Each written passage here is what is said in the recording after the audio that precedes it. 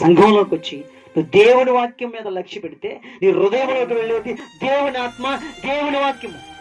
సంఘంలోకి వచ్చి దేవుని వాక్యం వినకుండా నీవు నీ పనుల మీద, నీ యొక్క ఒత్తుల మీద, నీకున్న విలాసాల మీద, ఉద్యోగాల మీద, వ్యాపారాల మీద, నీకున్న ప్రతి దాని మీద నువ్వు లక్ష్య పెట్టినట్లయితే కనుక నీ హృదయంలోకి వెళ్ళి నేను చెప్పమంటావా?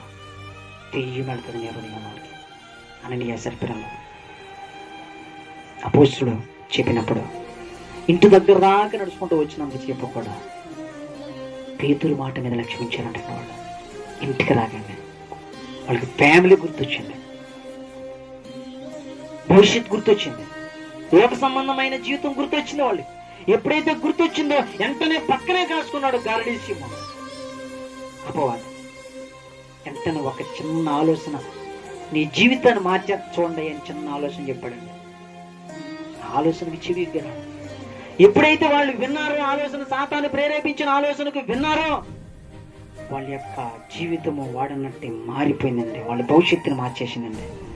ఎలా మార్చిందో చెప్పంటారా? వాళ్ళకి భవిష్యత్తు లేకుండా చేసేసిందండి. వారికి భవిష్యత్తు లేకుండా చేసి పడేసింది సాతాను ఆలోచన.